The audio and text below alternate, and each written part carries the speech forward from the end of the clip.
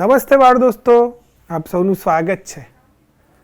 બાળ દોસ્તો, આપણે દૂરદર્શનના માધ્યમથી છેલ્લા કેટલાક સમયથી નિયમિત રીતે જ્ઞાન સેતુ પુસ્તિકા અને એની પ્રવૃત્તિઓને સરસ રીતે સમજીને એ પ્રવૃત્તિઓ કરી રહ્યા છીએ, સમજીને એનું લેખન કાર્ય કરી રહ્યા છીએ।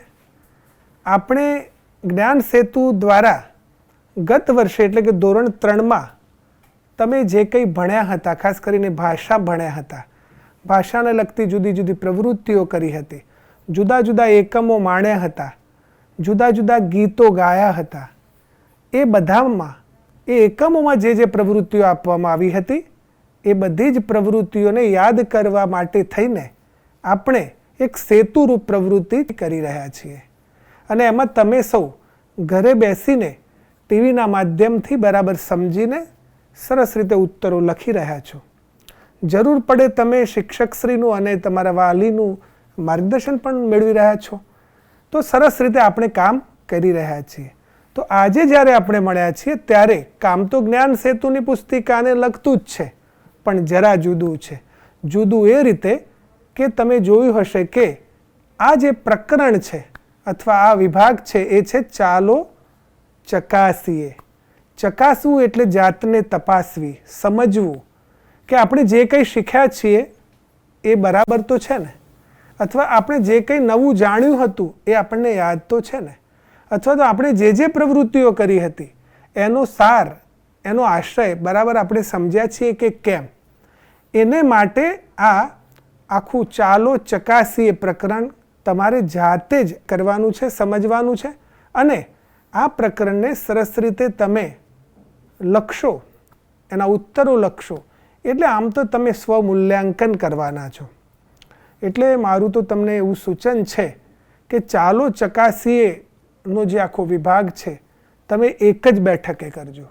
એમ કરવાથી તમને ખરેખર સાચા અર્થમાં પોતાનું મૂલ્યાંકન કરવાની તક મળશે અને પછી જ્યાં જ્યાં ક્ષતિ રહી જાય તમે શિક્ષકને બતાવશો અને તમને એમ લાગે કે એક કશી ક્ષતિ રહી ગઈ છે, વાલીને બતાવો, એ પણ તમને સૂચન કરી શકે, તો એ ક્ષતિને પણ તમે અલાયદી નોંધ પોથીમાં સુધારી શકો, સમજીને સુધારી શકો અને પછી જ્યારે ચોથા ધોરણનું પાઠ્યપુસ્તક આપણે ભણવાનું શરૂ કરીએ, ચોથા ધોરણનો અભ્યાસક્રમ આપણે શરૂ કરીએ ત્યારે આપણને જરા પણ તકલીફ પડવાની નથી।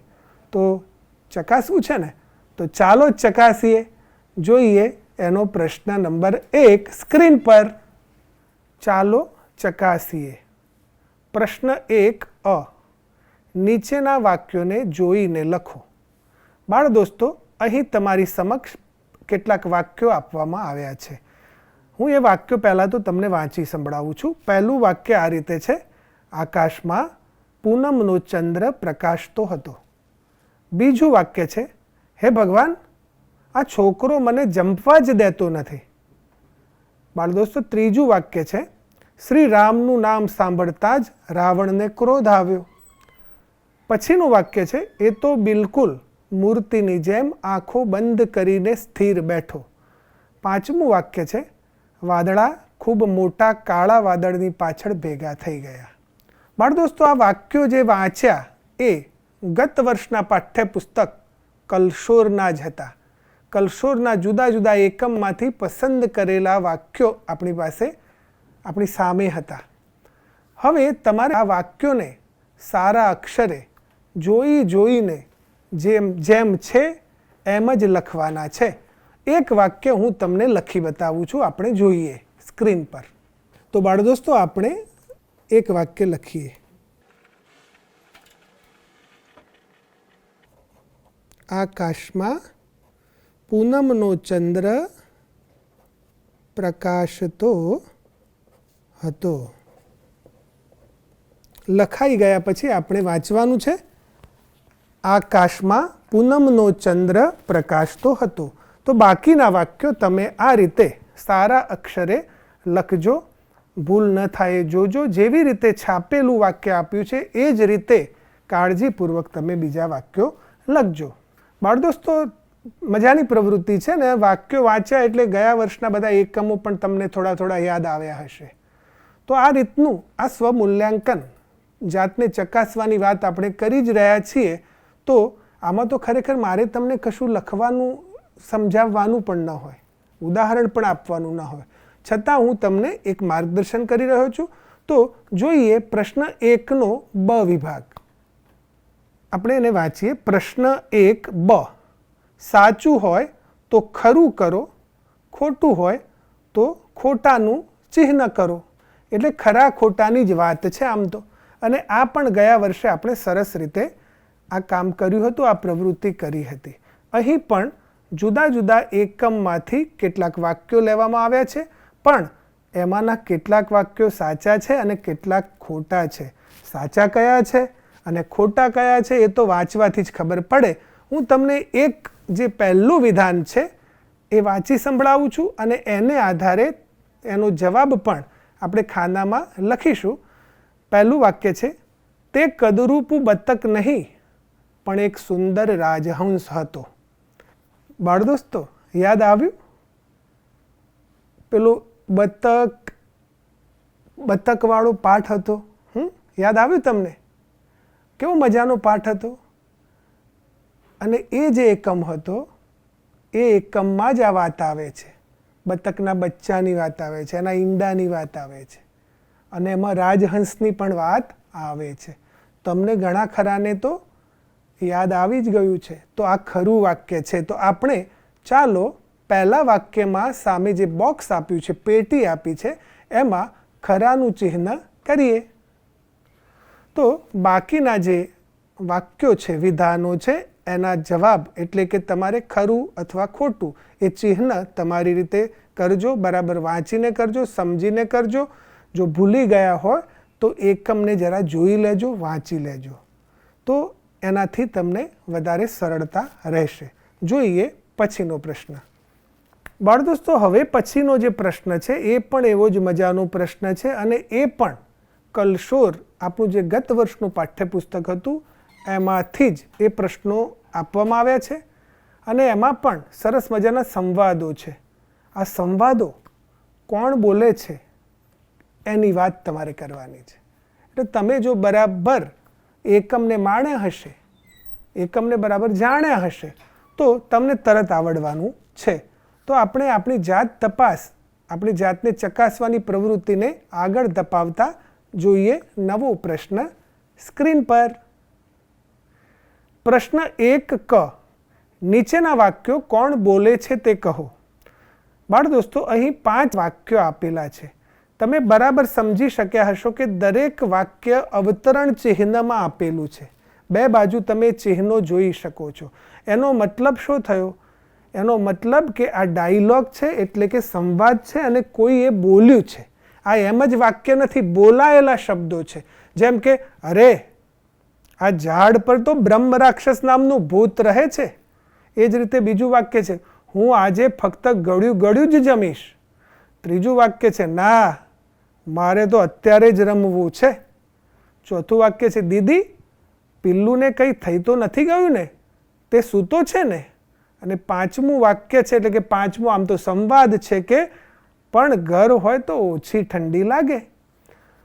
તો બાળ દોસ્તો, અહીં જે પહેલું વાક્ય છે એનો જવાબ હું તમને આપું છું, અને તમારે એ જોવાનું છે કે કેવી રીતે મેં જવાબ લખ્યો છે. તો પહેલા વાક્યમાં જે સામે લંબચોરસમાં આપણે લખીએ જવાબ. હા, આપણે જવાબ લખ્યો વડીલ.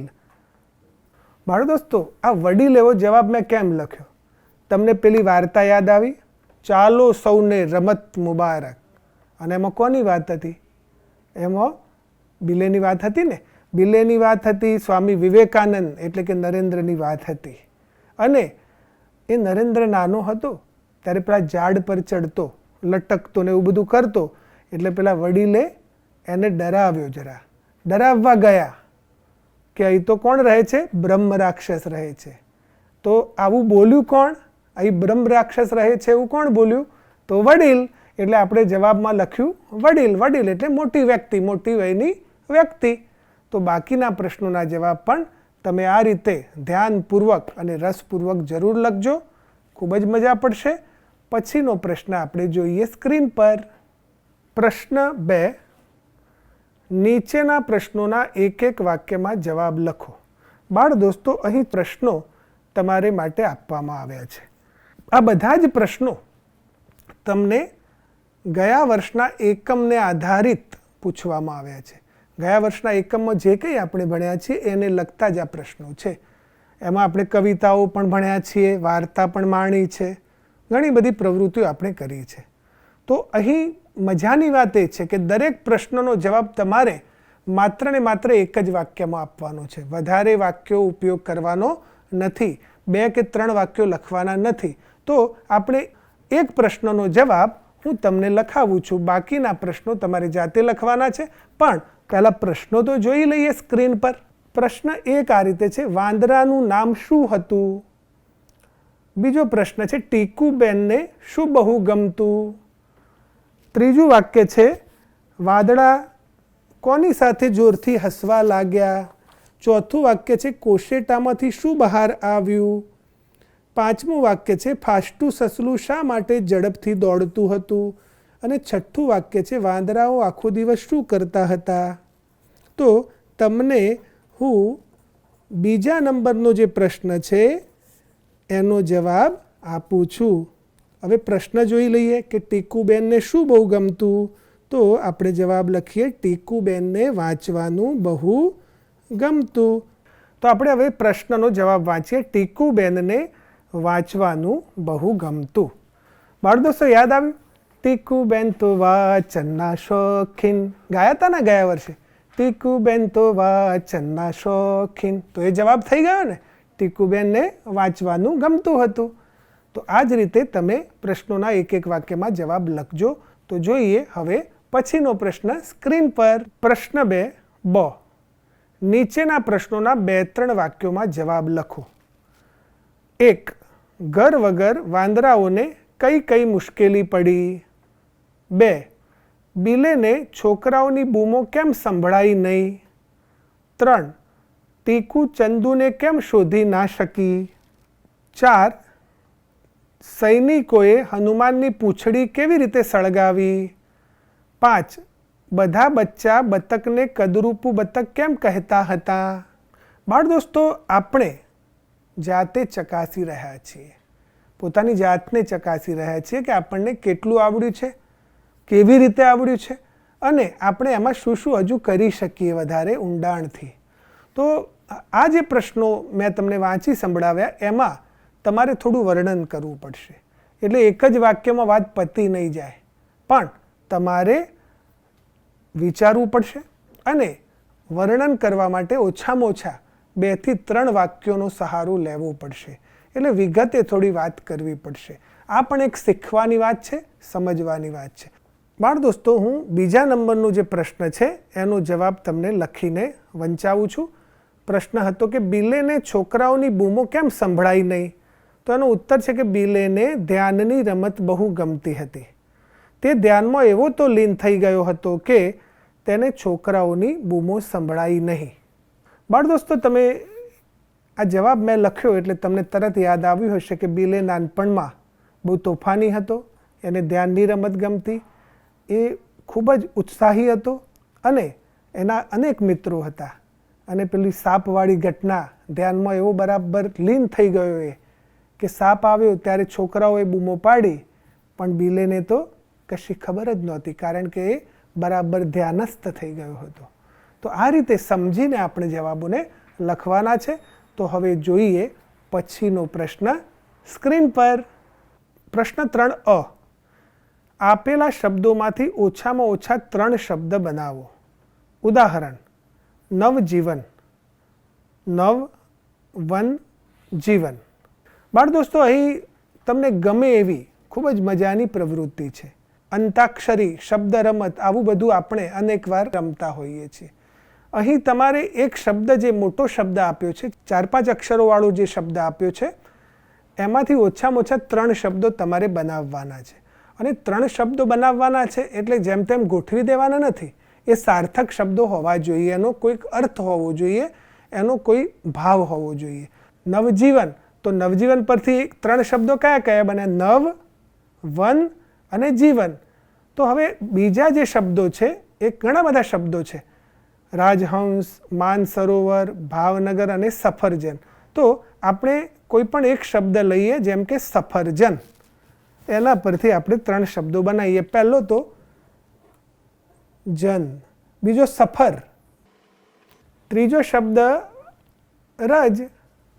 તો તમે જોયું, વધારે હજુ પણ બની શકે, પણ અત્યારે આપણે 3 બનાવવાનું કહ્યું છે, તો 3 શબ્દો બની ગયા: જન, સફર અને રજ.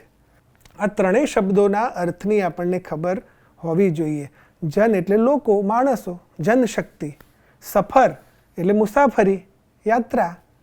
અને રજ, રજ એટલે રજકણ જે હોય ને, રજનું ગજ કર્યું એમ નથી કહેતા આપણે, તો રજ, રજકણ, રજોટી.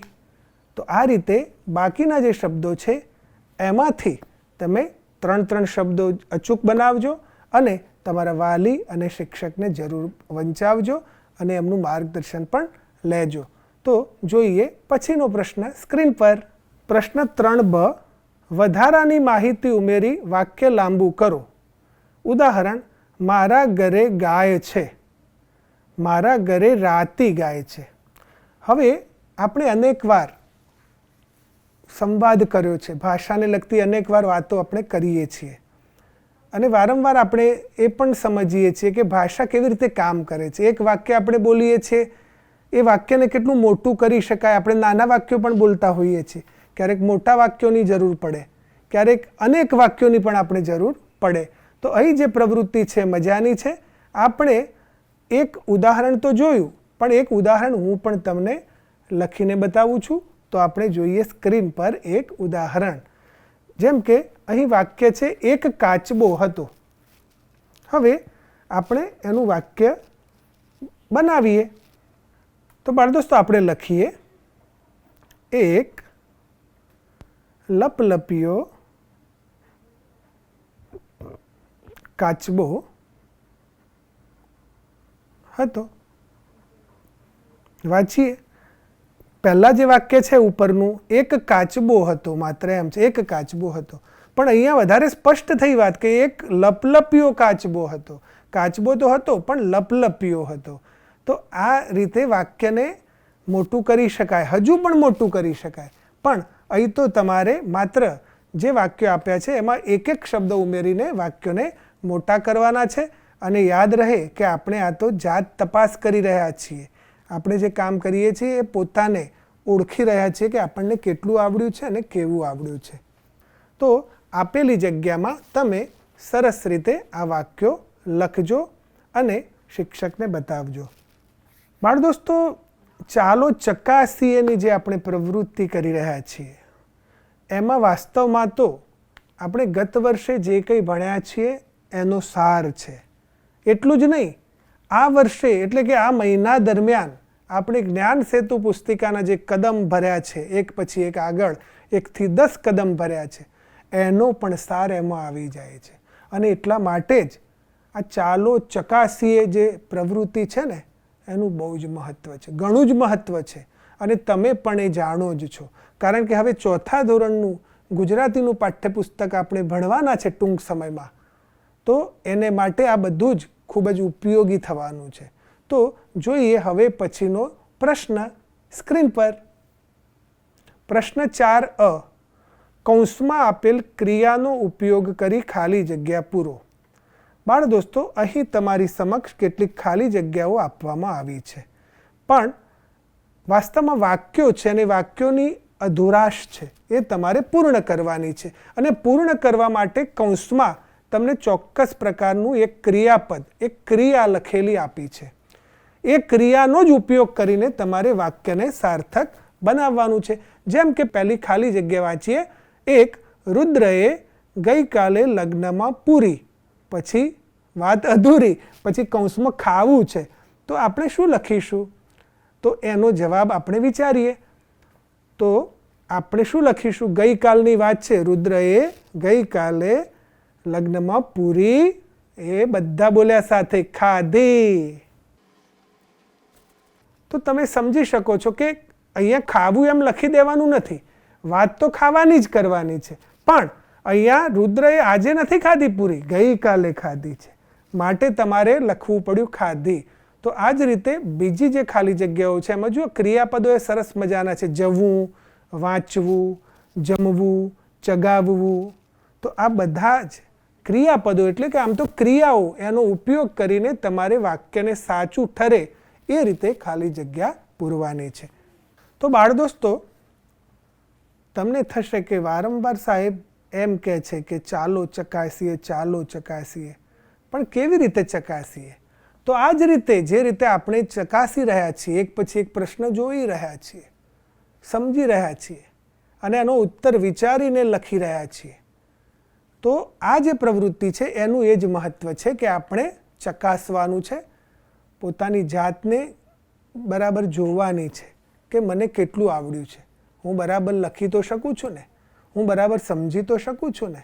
તો હવે પછીનો પ્રશ્ન છે એ પણ એટલો જ મજાનો છે, રસપ્રદ છે, આનંદદાયક છે. તો જોઈએ એ પ્રશ્ન પણ સ્ક્રીન પર. પ્રશ્ન 4b, યોગ્ય જોડકા જોડો. અહીં જોડકા આપ્યા છે. અ અને બમાં અલગ અલગ શબ્દો છે. આપણે પહેલાં તો જોઈ લઈએ કે કેવી રીતે વાત છે. તો અવિભાગમાં છે શું એ વાંચીએ? હનુમાન, સીતા, રાવણ અને લંકા. 3 પાત્રો છે ને એક સ્થળ છે. હનુમાન, સીતા અને રાવણ એ પાત્રો છે અને લંકા એક સ્થાન છે, એક જગ્યા છે, એક સ્થળ છે. સામે બમાં શું છે એ પણ જોઈએ. બમાં અશોક વાટિકા, અયોધ્યાના રાજા, સોને મઢેલી, રામદૂત, લંકાનો રાજા. બાળ દોસ્તો, જોડકા જોડવા એટલે ઠીક પડે જોડવાના હોય?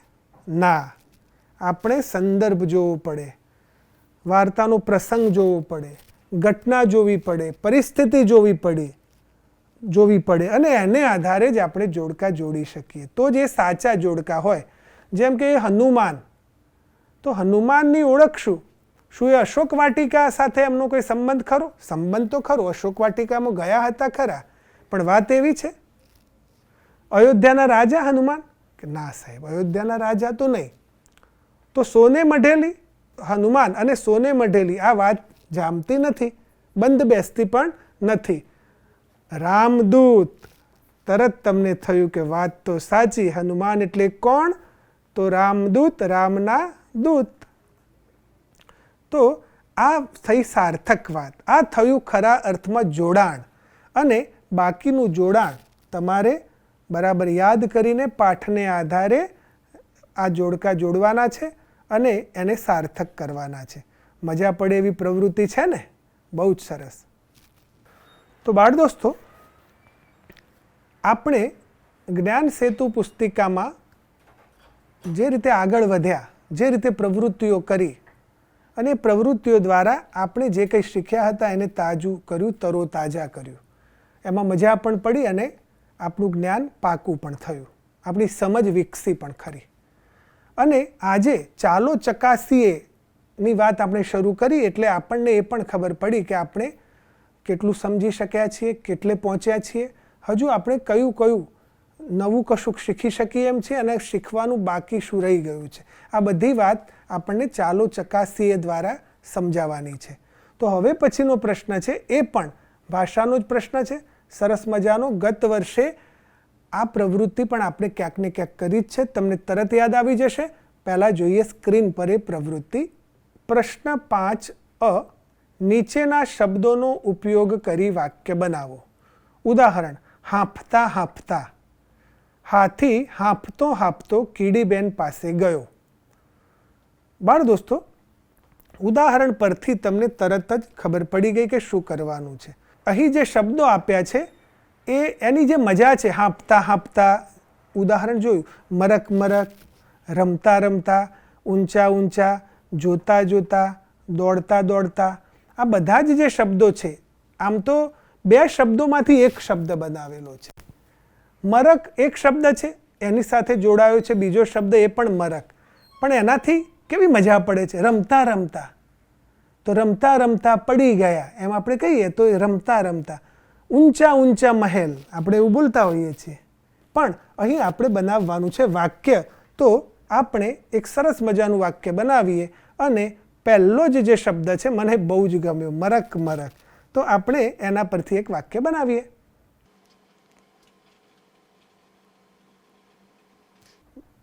બિલે મરક મરક હસતો હતો. મરક મરક એટલે ખડખડાટ નહીં, ધીમેથી સ્મિત કરતો હોય એ રીતે હસતો હતો. અવાજ પણ ન આવે એ રીતે હસતો હતો. એટલે કહેવાય કે બિલે મરક મરક હસતો હતો. છે ને મજાની પ્રવૃત્તિ?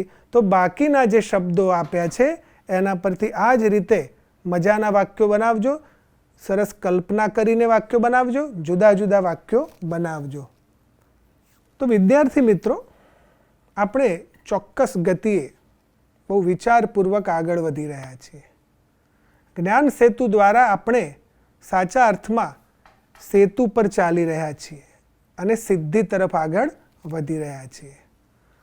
તો હવે પછીનો જે પ્રશ્ન છે એ પણ એટલો જ મજાનો પ્રશ્ન છે અને આ પ્રકારના પ્રશ્નોથી આપણે સારી રીતે અવગત થયા છીએ ગયા વર્ષે અને આ છેલ્લા એક માસ દરમિયાન પણ જે જુદી જુદી પ્રવૃત્તિઓ આપણે કરી છે, કદમ ભર્યા છે, એમાં આ પ્રકારની પ્રવૃત્તિ તમે કરી જ છે. પણ આ તો ચકાસવાની વાત છે, તો એમ થાય કે ચાલો ને ચકાસી લઈએ. જોઈએ એક મજાનો પ્રશ્ન સ્ક્રીન પર. પ્રશ્ન 5બ, નીચે આપેલું ચિત્ર ધ્યાનથી જુઓ અને ચિત્ર વિશે 5 વાક્ય લખો.